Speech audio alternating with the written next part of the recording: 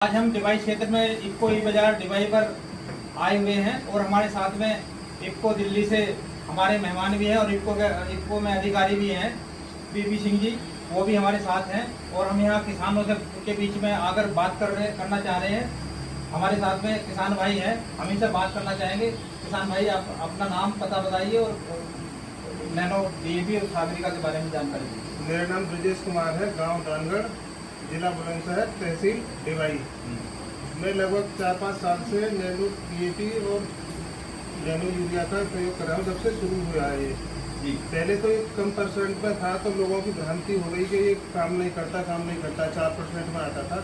लेकिन जब से इफ्को ने ये यूरिया की कैपेसिटी बढ़ाई है, 20% किया है, मेरा मानना है कि इसका बहुत ही अच्छा लाभ है। जो वैसा यूरिया आता है उससे ज़मीन भी खराब हो रही है। और मेन हमारी आलू की खेती है। आलू की खेती पे अगर हम नीचे यूरिया डालते हैं तो वो पानी के साथ नीचे जाता है, तो उससे आलू पे बहुत ज़्यादा चेचक और चित्ती वगैरह आती है ना, उसका असर बहुत आता है बिखर के यूरिया से।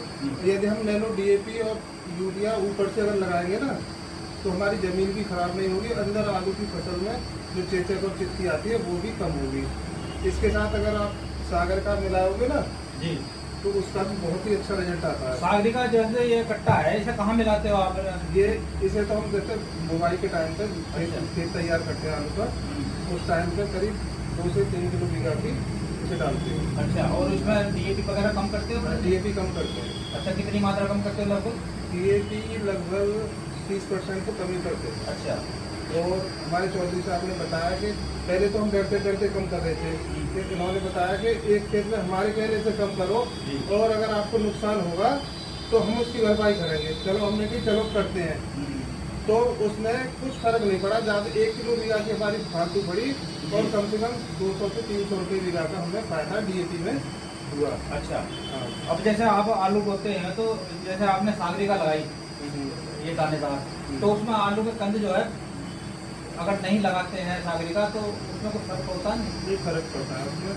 अगर हम सागरिका लगाएंगे तो आलू हमारा सुंदर भी निकलेगा और नंबर ऑफ प्यूअर ज़्यादा निकलेगा। अच्छा। और क्वालिटी भी अच्छी नहीं लगती है। जैसे आप किसी बच्चे को का आपको खाना भरपूर दे रहे हो, दूध दही पूरा दे रहे हो, तो वो हेल्दी होगा। किसी को नहीं मिल रहा तो एक तरह से सारे माइक्रोन्यूट्रिएंट उसमें मिल जाते हैं। जैसे आप मतलब जो है नैनो यूरिया, नैनो आधारित या सागरिका आधारित खेती करते हैं, तो गांव के किसान भी आपके खेत को देखना आते हैं? क्यों नहीं, खूब आते हैं। कम से कम 50-60% तो हमसे सलाह लेके करते हैं, और 30-40% बाकी होते हैं जो गांव में चलने वाले होते हैं।